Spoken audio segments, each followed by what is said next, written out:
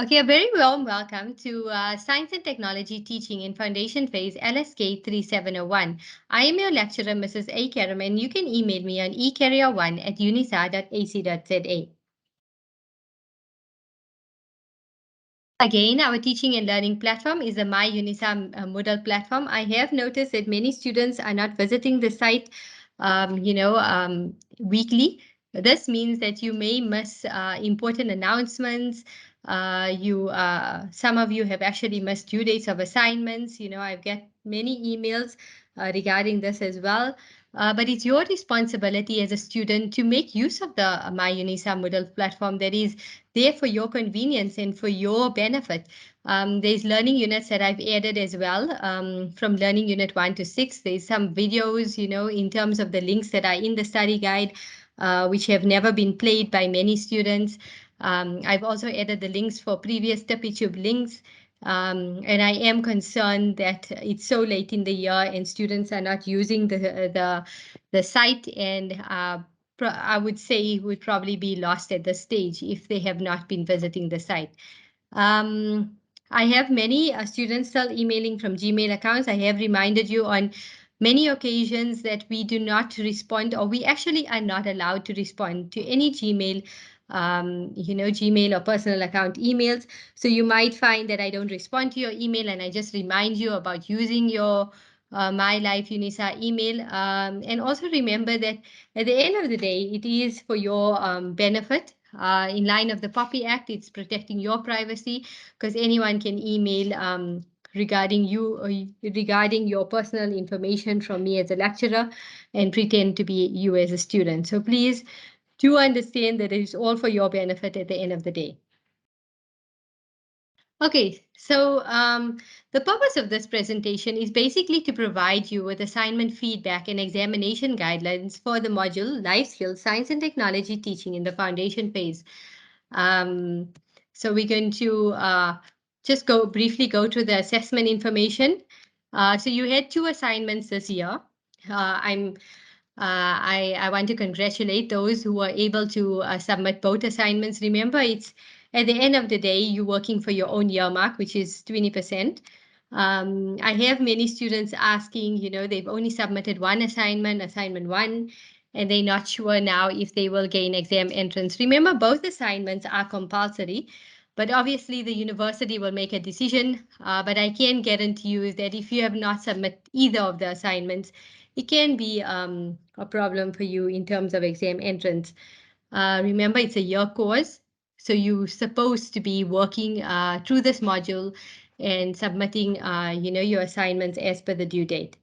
But nonetheless, if you have submitted one assignment, and I do hope that you do get your exam entrance, just remember that you're going to go in with a low year mark, which means that you need to work much harder for your exam, um, which you will have an online examination during I would say it's the October-November period, but we do have examinations that start during the September period. So please, it's very important that you start your exam preparation in advance and not leave it for the last minute. Remember, your exam mark counts 80%. So if you are going in with a year mark, just work extra hard and make sure that you pass the exam. And remember, you need to have 50% in order to pass the module. Okay, so we've had a lot of problems with submissions. No, actually, not a lot of problems with submissions. It's only the students who basically tried to submit late. Remember, the system cuts off, and late submissions are not allowed. You did have a cutoff period after the due date, and some of the students have been able to submit within that time period. But after the cutoff time, there was no further assignments that were accepted. And remember, no late submissions via email. I have many students who try to email me assignment. I cannot accept it. This is university policy, and it's communicated to you time and time again. And I should hope that you do understand that it's not that I do not want to assist you at this stage, but it's impossible. Incorrect assignments. I had many students who submitted incorrect assignments. Um, where you submitted a tutorial letter or you submitted assignment from another module. Just remember, at the end of the day, it's a student's responsibility to ensure that they submit the correct assignment. I have advised you as well to save your assignment in the correct way, so that you upload the correct assignment. I'm sure it gives you an opportunity to review your assignment. So, um, to see if you uploaded the correct one. And if you have not, this at the end of the day will has affected your mark. I'm sure you have seen that you got 0 for your assignment. And I have tried to, allow the resubmission, but the system doesn't allow. So please use this as basically as a lesson for your future assignments as well as your exam, that it is your responsibility. Correct files, we didn't have too much of that. I think students have noted how to save it as a PDF, and that's a good thing.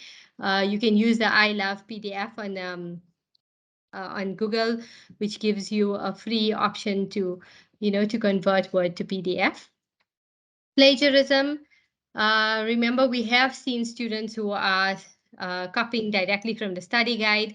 Remember, there is no application of knowledge in that case. And you have noticed that you have lost a lot of marks. And in the exam, you will also see that you lose a lot of marks.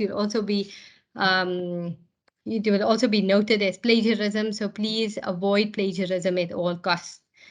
And do not wait until the last day and hour to upload assignments. I have discussed this with you before. Remember, students had so many technical difficulties at the end, and it did compromise and affect their submission. This is why my advice is still, please do not wait until the last day and last hour to upload your assignments. Okay, so let's go to your assignment to feedback. Common challenges that I've noticed, you at university level, please adhere to the correct technical guidelines of assignments. It's not actually, really noted on all assignments, but it is expected that students at this level, include table of contacts, your heading, your references, a list of sources or bibliography. It's very important that you follow these technical guidelines of assignments at university level. You also expected to engage a little more with the content. Some students found the application questions particularly difficult. I noticed that, especially because you were given a specific theme plan to go with, it was very difficult for you to apply your content. And I think this is mainly because you have not gone through the content thoroughly enough and not understood the content and tried to do the assignment. Remember, marks were allocated for the application of knowledge in the context of the given questions. So this assignment actually was assessed. It basically assessed your knowledge of theme planning. I just need to change this on the slide, but it was on environmental concern topics in relation to pollution and the natural disasters. That was noted on page 13 in your tutorial letter as well. So students battled to answer some sections in their own words, and most students had the answers correct, but they copied straight from the study guide rather than using their own words and applying their knowledge according to their theme plan. Okay, so let's go to 1.1, where you need to draw a concept map. Remember, a concept map of your chosen environmental concern topic. So I noticed that many students have not even gone, with the theme plan. So they found themselves making a concept map that didn't really integrate or relate to the question at all. So you were expected to ensure that you link prior knowledge to the science concept. So remember, we use a concept map because of the focus of teaching. Should be on concepts and concept development or conceptual change. If you went to your learning unit 1, you'd understand the whole point of conceptual change. So the mark breakdown was basically 8 marks for creating a concept map that clearly relates to your environmental concern topic. So there are many science concepts that need to be taught in your lesson. Remember, in this way, you improve students' understanding of the lesson, and it also basically depends on the topic you choose. So it could be any topic that you could go with in terms of pollution or natural disasters. There's so many that you could have went with. I noticed many students stuck on plant life cycles and things that also mirrored things that were asked last year. So I'm not too sure if you were following through with last year's assignment or, trying to make an assignment up from last year's responses that you probably got from past assignments. But this is a very um, um, bad way to do your assignment. Because remember, you're not realizing the context is different. The questions might seem similar, but if the theme plan is different, it means that all your answers will need to apply to that specific theme plan. So remember concepts like pollutants, air, the environment, chemicals, contamination, smoke, gases, and so forth. So you are expected to basically show how the concepts basically relate to each other. So remember, you have to introduce learners to concepts so that they can use the concepts in their explanations and communications, going forth with your lesson. It's not easy for students to understand, these things if they weren't given the opportunity to understand the concepts first. So this is how they can start developing a scientific understanding. And it is only when we use concepts, words, that we can start making scientific meaning. So in essence, you are basically expected to create a concept map, almost like a mind map. Remember, you can't just try to add a paragraph to your answer and expect it to be a concept map. And it needs to be linked to your chosen environmental concern topic with reference to pollution or natural disasters. So you could refer to page 75 and 76 in your study guide. I think it was previously referred to as tutorial letter 501, but I think the name has changed this year. So please just note that it is your study guide I am referring to. Okay, so let's look at 1.2. So 1.2 basically expected you to choose which of the four science content strands will describe the content of your theme plan, and you're expected to motivate your choice. So the mark breakdown for this was 5 marks each for choosing which of the four science content strands will describe your content area specifically. I've noticed many students just take from the study guide, note down life and loving, planet Earth and beyond, energy and change, matter and materials. And it was very clear to see that you did not even understand the content strands. You could not apply it to your theme plan. And you are basically expected to, to justify your choice. So 2 marks for choosing the science content strand and 3 marks for justifying your choice. Markers did use their discretion and perhaps source, that you had a basic understanding and maybe awarded you marks here and there, but otherwise you have lost complete marks on the whole. So all questions should be answered based on your environmental concern topic, which is pollution or natural disasters. Anything under those topic areas. So life and living is, for example, when you talk of animals, plants, and the environment, planet Earth and beyond would be talking of soil, water. If the water is being polluted, the air being polluted, stars, planets, energy and change, forces, movement, energy, matter and materials are the nature of materials. So remember, you need to understand these to enable to motivate your answer. And thus, for this question, you can see section 2.4 in your study guide on page 38. So it's very important to note, it really depends on the focus of your theme. So is it life and loving? Is it about matter and materials? Maybe energy and change? Or is it about planet Earth and beyond? You had to choose between these content strands. If you chose more than one, you had to have a logical explanation to why you chose it, not give content from the study guide and expect to get your marks. So your lesson will depend on whether it is affecting your life and living in terms of the environment, animals, plants, or was it, like I said, the planet Earth and beyond in terms of soil, water, air. And then when you look at stars and planets, or energy and change in terms of forces, movement and energy, or matter and materials in terms of nature of materials. So this question expects you to basically show understanding of the content areas. Before making a selection, you need to justify your choice as well. You need to understand, why am I making the selection? So as soon as you make that selection, you need to have that justification for your choice. Let's look at 1.3, which is integration. Remember, you needed to make use of the headings that I gave, in terms of teacher questioning, learner predictions and explanations, social or group work skills, language, and relate how they have been integrated in your inquiry-based theme plan. So this was 3 marks each for this question, which accounts for 12 marks. So you need to have a good understanding of the subheadings given. Clearly show how you integrated each into your inquiry-based theme plan. And again, I need to emphasize, all related to your chosen environmental concern topic, in terms of pollution, natural disasters.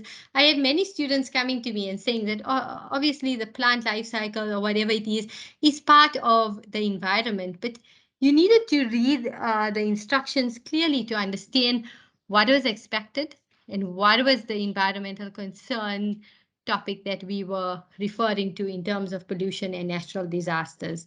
So I do feel that some of uh, the students made an error in terms of misinterpreting the instructions. Some have not read the instructions, and whereas others have just tried to use last year's information and try to form an assignment, which obviously did not work out for you.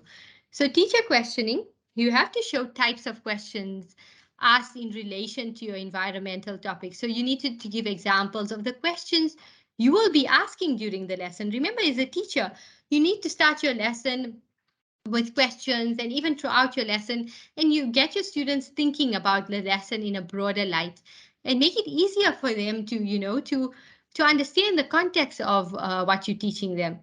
And in terms of learner predictions and explanations, you are expected to explain and give examples of types of predictions you set out for the learners, for the children to make regarding your specific environmental concern topic, and how and why is it important and how it fits in with your inquiry-based learning. So remember, learners understand the world. So well, we cannot ignore what they think and what their explanations of certain topics are as they experience their own life, and we actually can have a broader understanding of what they're thinking and how to improve their understanding. Okay, so 1.3 is continued. It was then you needed to go to social and group work skills. So learners need to be given the opportunity, to talk in their groups about their own understanding of the topic being investigated. And with these questions, the learners actually develop their social work skills, because they talk with each other, they help each other out. They can always work. They always say that learners work best in a group.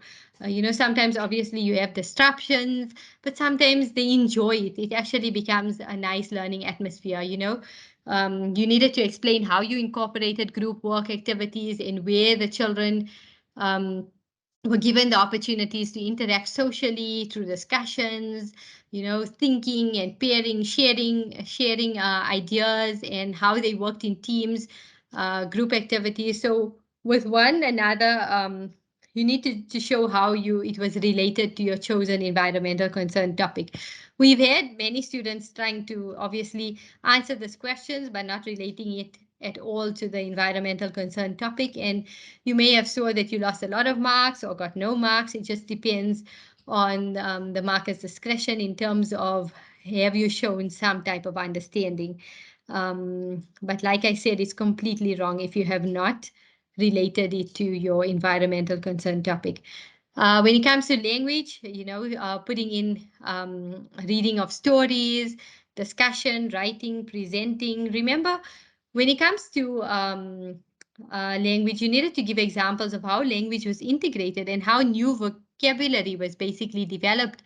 And think about stories, writing and so on, and all of them, how they related to developing the understanding of your topic lesson.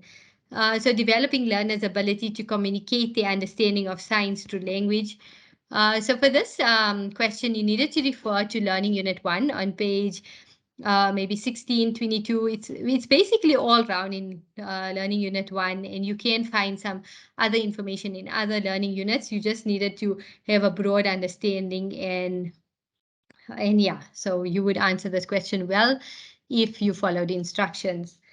Okay, so question 2 was actually 25 marks. I was a bit disappointed that students have not followed instructions again, where you do not use the correct lesson plan template. And obviously, by not using the correct lesson plan template, you realize that you missed out important information that we are marking and we're looking for in your assignment. So the inquiry, so you needed to basically plan an inquiry-based lesson using the 7-phase cycle as described in Learning Unit 3, where you support your environmental concern topic and the science concept that you have chosen above.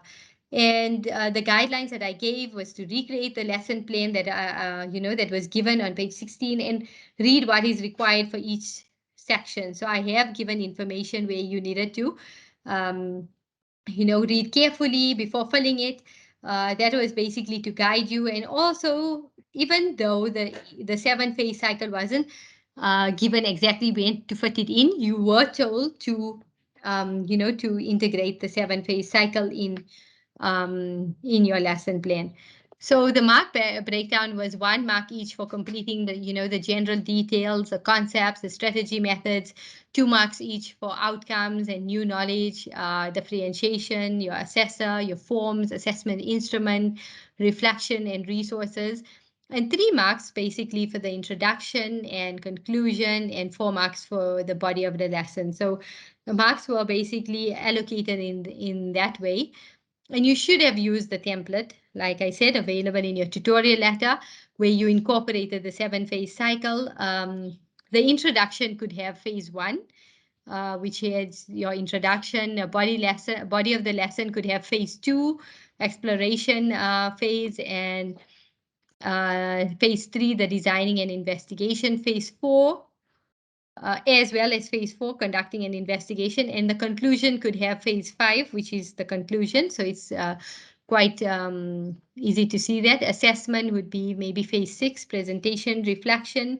You could add phase 7, which is deepening. So you just had to obviously have a logical understanding of the 7 phases and try to plug it in and show an understanding and how you incorporated it. So remember, the integration of the environmental concern theme should be evident. We've had many students have lesson plans that had nothing to do with the theme plan, and maybe some marks were allocated here and there, but you've lost basically 25 marks. You need to refer to Unit 3, page 60 to 61, and page 64 to 70 in your tutorial letter, which is your study guide, to incorporate the 7-phase cycle. Inquiry-based learning cycle into your lesson plan. So just try to understand it. Remember, this lesson plan is very important. It will definitely be part of your exam, but obviously in a different context, so it's not where you're going to try and copy and paste from your assignment. You need to understand it so you are able to apply it in any theme plan that you are given, in terms of application of knowledge. Again, process skills, very important that you understand. Remember, this question, I gave you when learners investigate the world around them, they're inquiring about the world. With this statement in mind, I asked you to answer the following questions with reference to your theme. So you needed to list 5 of the different process skills that will be used during the process of inquiry in your theme plan for 5 marks. And then you were expected to explain these 5 process skills identified above and how you plan to use it to allow your learners to process the new information through concrete experiences you have planned through your inquiry-based theme plan. But yet again, there was a bit of complications for some of your students because you explained it according to the study guide with no application of knowledge, not trying to, basically explain it in relation to your theme. So you're given 1 mark each for basically identifying the process skills, and you're given another mark for explaining it in relation to your theme. So that's why you will notice that you were not even allocated any marks if you have not, basically explained it in relation to your theme, because you have not followed instructions. So you were able to give any 5 of the relevant process skills. Um, in terms of observing, comparing, classifying, measuring, communicating, gathering and organizing information, inferring and predicting, forming hypotheses, and separating variables. And then again, expected to explain. But remember, read the question carefully and specifically. Um, and you are expected to explain how you plan to use it in your lesson in the form of concrete hands-on experiences to gain the process, to gain and process the newly learned information on your specific environmental concern topic with reference to pollution or natural disasters. So you can refer to section 2.4, 2.7, on page 44 to 50 in your study guide. Okay, so 3.2 was also to illustrate, how 3 components of the scientific concepts according to Leto 2014 are categorized to develop a theory about the concept based on your inquiry-based theme. So remember, you basically, the mark breakdown was 3 marks each for the explanation. For example, you needed to go through, obviously follow your theme. Again, I cannot emphasize it enough. Some of you have actually taken the, you went to page 5 and 8 in your study guide, and you basically copied and pasted. And need I remind you that that is plagiarism. Um, by taking the concept bird and adding, the prototype, a bird is a chicken. But remember, we are going with the theme plan, environmental concern topic with reference to pollution or natural disaster. So obviously, whatever topic you chose in your lesson plan would carry out, throughout your assignment from the concept words that you made a concept map with.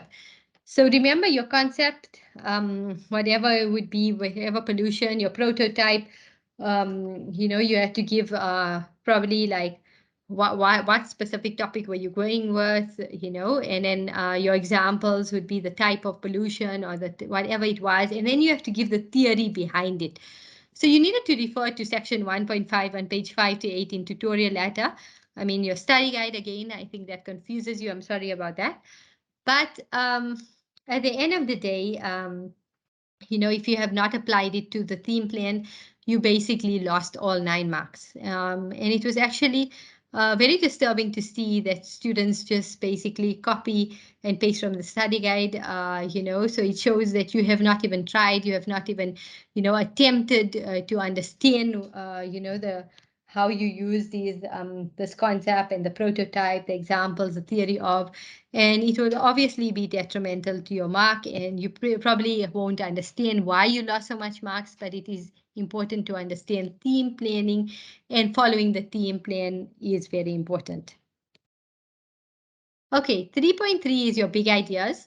So in this question, you were supposed to select and analyze at least 3 big ideas that you as a teacher could link, to your topic for learning. So 1 mark each for selecting the relevant big ideas. And obviously the big ideas cannot be just any big ideas. It had to be related to your environmental concern topic.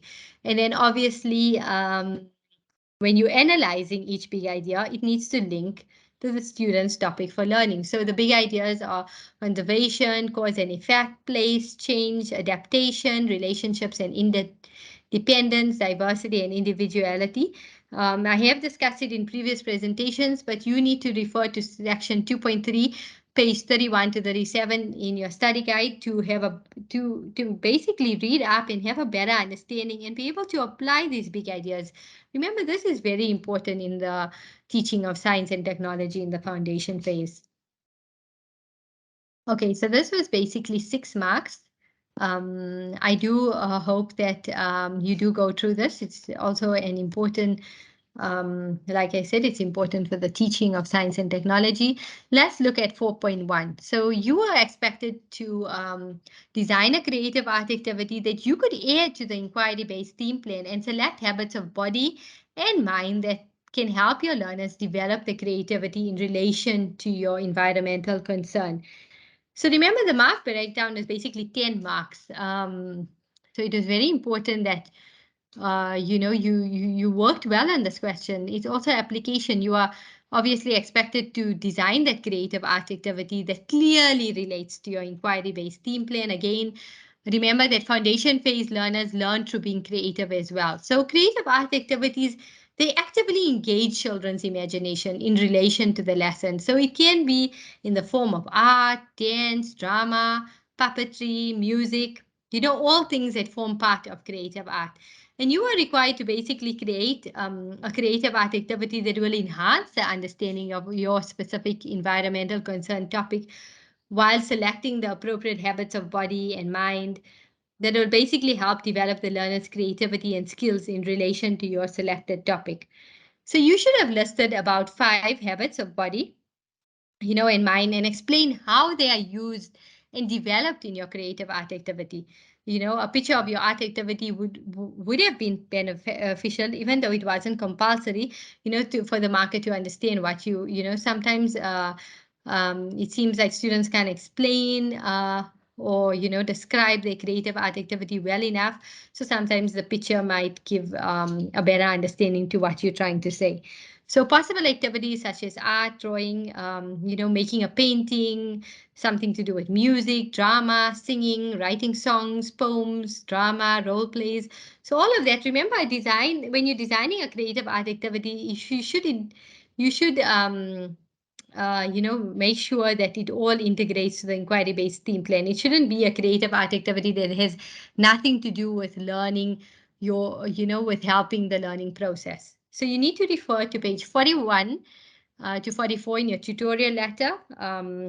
Again, the study guide. I'm so sorry. I keep on referring it to tutorial letter because we used to, explaining it in that way. Okay, so let's look at 4.2. So you had to decide on a criteria for the development of your theme plan for science learning in the form of a table, where you self-assess your inquiry-based lesson that you have prepared, and you could consult, activity 6.9 in your study guide.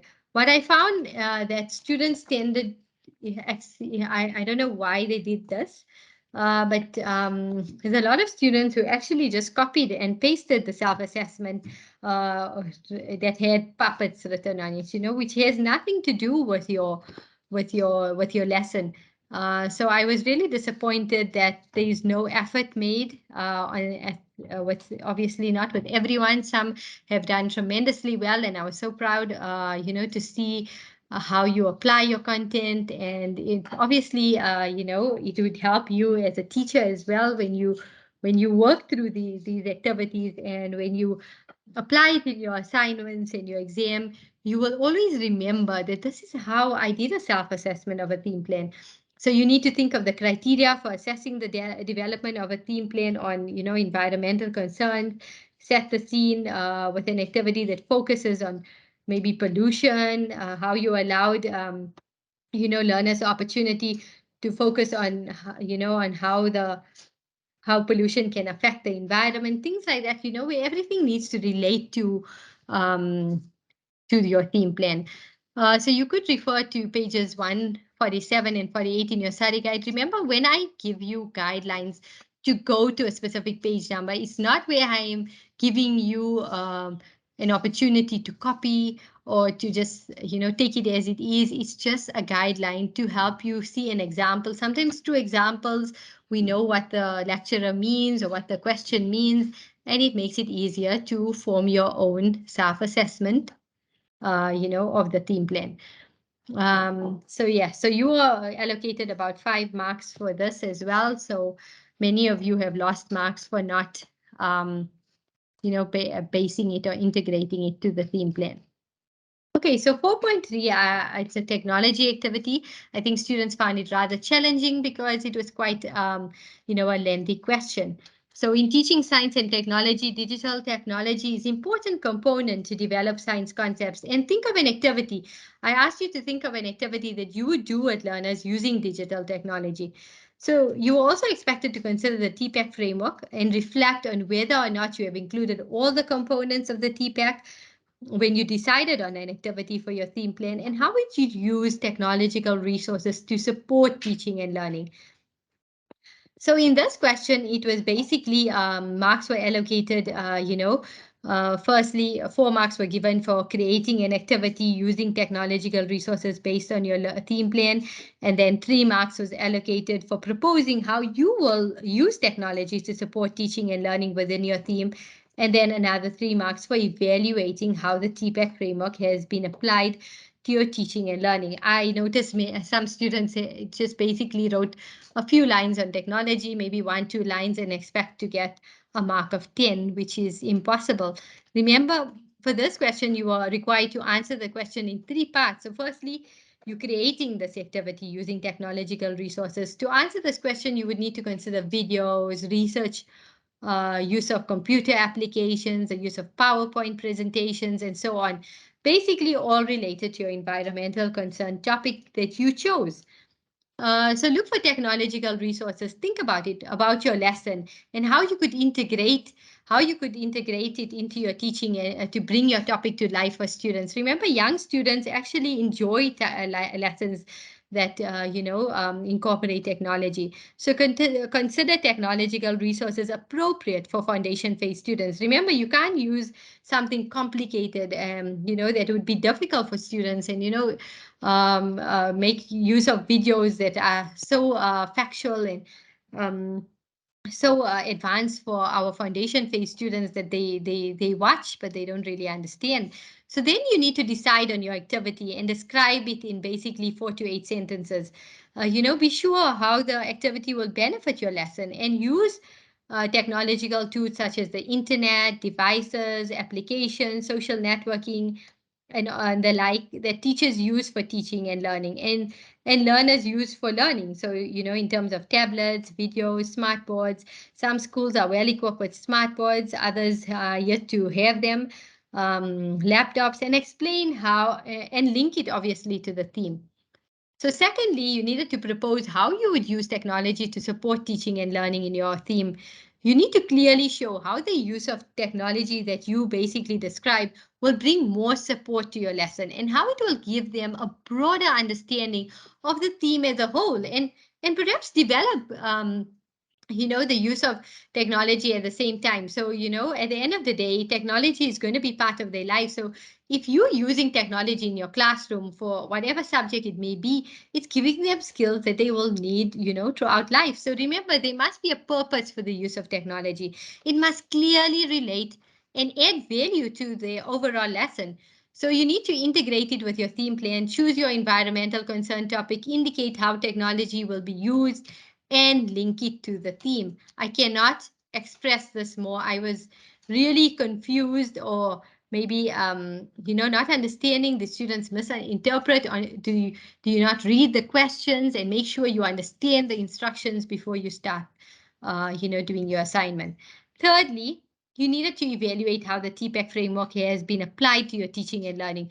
For this question, you need a good understanding of section 5.6 in your study guide. You need to review the TPAC framework and check whether you have given thought to every component in planning the activity related to your chosen topic. So basically, again, environmental concern topic of your lesson, and you need to reflect whether or not you included all or only some of the components of the TBAC framework. If you have given attention to a specific type of knowledge, why have you done that? If you have left out a specific type of knowledge, why? So what can you do to pay attention to it in planning for future activities? When you reflect, it will encourage you to think about how you could use technology to enhance your teaching. So for this section, you needed to refer to section 5.6, as I mentioned before, on page 125 and 28 in your study guide to basically, answer this question effectively with better understanding. Okay, so I refer it to the October-November examination, but please remember that it could start from September. It's basically the university, that confirms examination dates. And I have noted previously that some examinations do start in September. So please note that it depends when your LSK 3701 exam will be, scheduled for. So the dates will be available on your MyUnisa Moodle platform. I'm assuming that you do get access to a examination timetable, but obviously that is from the university itself, and I am still also awaiting the actual date of the exam. So UNISA has moved to online examinations. No examination will be written at the examination venue. Before the examination cycle commences, you need to ensure that you have access to My UNISA and that you have activated, your My Life email account. You also require sufficient and reliable connectivity. I cannot express this enough. I have students explaining me the challenges, and I do understand.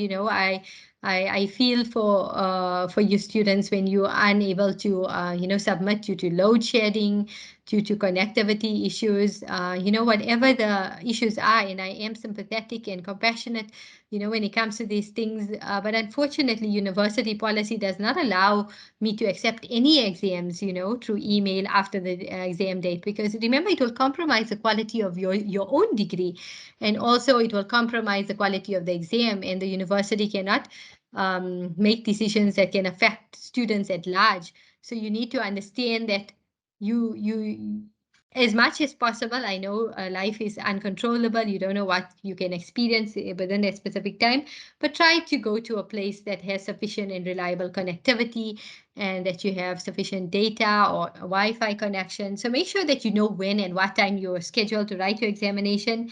Um, the date and duration of your paper, like I said, will be communicated to you by the examination department. I am getting emails, asking me for the date, but unfortunately, I have no information. I am also awaiting information, as you students are. So you will be required to download the examination paper and to re-upload the completed paper on the I'm not too sure. I think the Moodle platform is also obviously known as My UNISA. But there will be exam section for that using your own device. Remember, it's always good to work with a computer. I'm not too sure how students work with their phones. I'm not too sure if you are successful, but it's always better to use a computer to ensure that you upload the correct document and you working. You typing. Obviously, you are allowed to write your examination as well, but it needs to be written neatly in pen, no pencils. As when you scan it back to us as one single PDF document, it can happen where it lightens your content in pencil, and we don't get to mark it. So as preparation for the examination, I would advise you to start preparing for the examination well in advance. The assignments play an important part in the preparation process. That's why I've done this presentation, so it can help you understand. You will get a tutorial letter 201 that has the assignment feedback, but I thought it's very important that I also explain it to you so that you understand why you lost marks, where you went wrong, and how you can improve. So like I said, the content is compiled in such a way that you require to work through the relevant, you know, uh, learning units systematically, and it is in your best interest to study consistently throughout the year.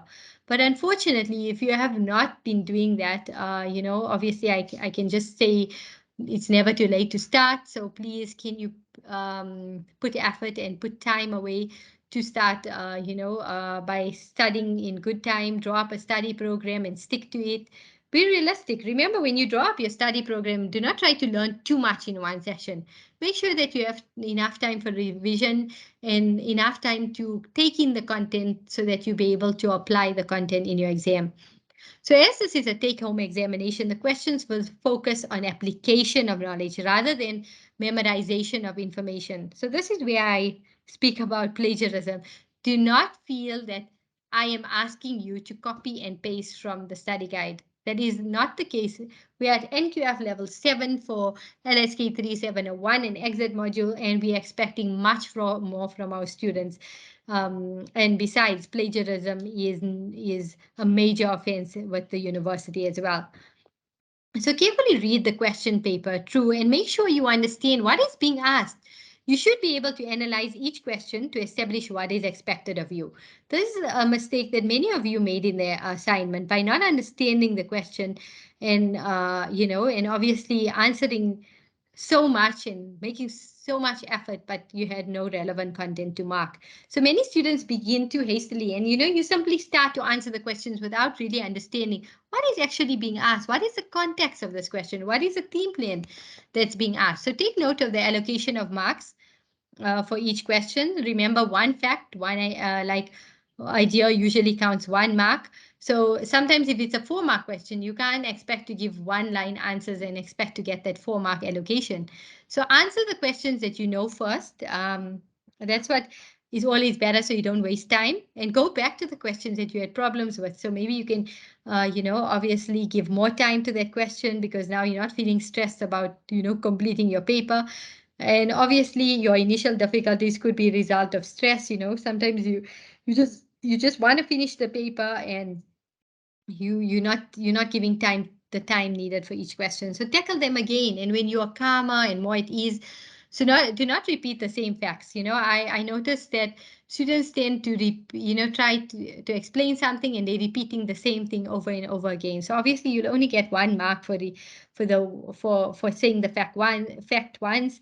And you need to apply your knowledge. Give your own original examples, not those in the study guide. Sometimes you have your own experience in the teaching, and you're able to give an example of process skills or big ideas or whatever it is from your own understanding, but obviously complies to what is being said in the study guide. So be positive about the examination. You can expect a degree of tension, but do not allow it to take over you. Take a few deep breaths before you start answering the paper. This will help you relax and, make the most of the exam, and work towards a very good mark, because at the end of the day, I'm sure most of you want to do your honors, your masters, your doctorates, and obviously you need to keep up your results and not just make it by passing on the dot. Again, application of knowledge, I have discussed this in the previous slides, but it's important that I tell you, you only get 10% of level 1 and 2 questions, which is remembering and understanding, and that 40% would be analyzing and applying your content, and then obviously 50% would be your creating and evaluating level 5 and 6. So remember, it's application of knowledge. This is where I really need you to understand that this is about applying knowledge. Okay, so it's important to understand examination terminology. Obviously, this is not, sufficient or, giving all the types of questions you can get in the exam. But it's important that you also go through examination terminology and understand, especially those of you who have, misinterpreted what is expected in questions. I would therefore advise you to learn about examination technology. Maybe Google it. Understand that you need to look at the verbs, the action words. They state what you're supposed to do. For example, if someone is asking you to name and list, then you only state the facts, do not expand. If you ask to describe, you need to sometimes state, summarize, review, sketch. You simply record how you see a particular phenomenon, give a brief condensed statement. When they talk about explain, writing explanatory notes, discuss is like basically giving a comprehensive term, and includes terms where you compare, you motivate, you substantiate, you explain, giving a good discussion. And comparing, I find many students don't understand what does it mean by compare. You're weighing different elements against one another and indicate similarities and differences. And when you ask to motivate and substantiate, the emphasis is on the reasons for a particular decision or point of view that you just answered. A certain degree of elaboration is needed, but the main emphasis lies on the analysis of the motives and the reasons. So please try to go through examination terminology before the exam as part of your preparation, so that you understand, what is expected of you. Okay, so what to study for this exam? Remember, demarcation or scoping of examinations and assessments. The college has made decisions that lecturers are not to demarcate or give a scope specific work for examination purposes. Remember, you're at university level. The examination question should be based on the entire content. And remember, we are working with a year module, so you had this whole time to go through the content. So students are encouraged to study everything, where other competencies or skills are assessed differently during the tuition period, and the various assessments will be spelled out, like I said in 201. Um, all I can say is that you need to the all of the content that is in the study guide is important for you to take into your workplace as well. So there's nothing that should be left out, nothing should not be understood. Everything is important. Yeah, so your LSK study guide is very important, study units 1 to 6. Self-evaluation questions. Some of you are not taking the opportunity to do them. At the end of each learning unit in your study guide, they provided to guide your studying. And please also use the self-assessment questions as consolidation and preparation for your examination as well as your assignment. The outline for the module, remember learning unit 1 is the nature of science and science learning. Learning unit 2 is the components of science learning. Learning unit 3 would be the planning for science teaching and assessment. Learning unit 4, the problem solving nature of technology education. Learning unit 5, which is digital technology. And learning unit 6, which is planning for technology teaching and assessment. Make sure that you go through all of these learning units and understand it thoroughly in order to apply your knowledge. Okay, so the duration of the examination is usually 3 hours for the paper. The paper would be out of 100 marks. Make sure that you use this time well. I cannot emphasize this enough. And obviously, you're given that 15 minutes prior to download your paper, and 1 hour grace period, to upload the paper after the 3 hour exam. Um, but you need to use the first few minutes to quickly download your paper and maybe read through the paper carefully, and then obviously start immediately. Plan and organize your answers before writing.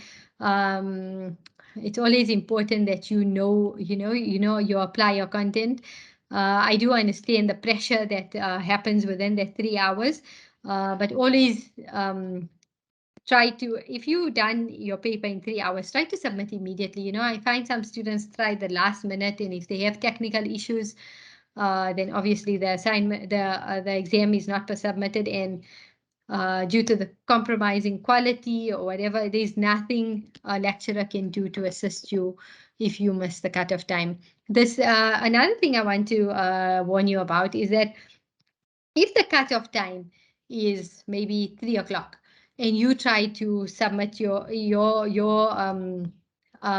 script comes through to us at a minute past or 5 minutes past, the system rejects it. So that's also happens in the contingency link. In case you have a problem and the contingency link is given, it cuts it off completely, as in it's like you've never submitted. So you will find that you are absent from the exam. Please try to submit on time. Invigilation app. So the Invigilation app is obviously something that you're familiar with from last year, and it's a cell phone based tool that allows non-venue based assessments to be written in a more controlled and monitored environment. I know it's frustrating for students, but remember, the university has brought this up to ensure that your exam is done in a fair and and it avoids compromising the quality of your exam and the quality of your degree. So that this tool is basically meant to ensure academic integrity, which benefits both the university and the students. So to protect the integrity of your qualification and in the spirit of applying a high standard of invigilation for the online assessment, UNISA has procured this software to serve this purpose. And this tool is basically used at other institutions also to administer online examinations. So it's not something that UNISA has just, decided upon. It's something that is being successfully used in other universities as well. So note, this tool is only for invigilation purposes. So students are expected to obviously either download their question papers and upload their responses on on the My Exam or My Unisa, whatever the Moodle platform is, and you conduct an online assessment. So remember, I think students get confused by this. When you submit your pictures of your exam on this invigilation app, it has nothing to do with what we're marking. We still require you to submit on the My Unisa Moodle exam platform. And then obviously, this is just basically for invigilation purposes. So just to check that you are indeed the person writing your exam, you have not. So remember, what does this invigilation app do? It basically uh, performs the following tasks at random intervals. So it requests you to take a limited number of selfies. So it basically, showing that you are indeed the person writing your exam. It requests you to take a photo of your valid proof of identification, so please make sure that you have it on you. It requests you to take a photo of your script, and ensuring that the student number is visible. So remember, at the end of the day, um, it's basically just ensuring that you are writing your own exam, and by your student number being visible, it gives us an indication that this is your specific paper. This would entail a photo of a screen, in which the students are writing electronically, or an online assessment on the My Exam. But we are obviously doing that, where you're typing or writing. So one of the questions will request a unique code from the app, then which needs to be requested. As a lecturer, I will give you the code of the exam, so you need to put that unique code. And remember, I think this was something that students have not read or understood. It takes random audio recordings during the assessment. Last year, I've experienced where we're listening to recordings and students helping each other out. I'm sure you noticed that your exam was rejected and you're redoing LSK3701 at this point, because we can basically hear random recordings.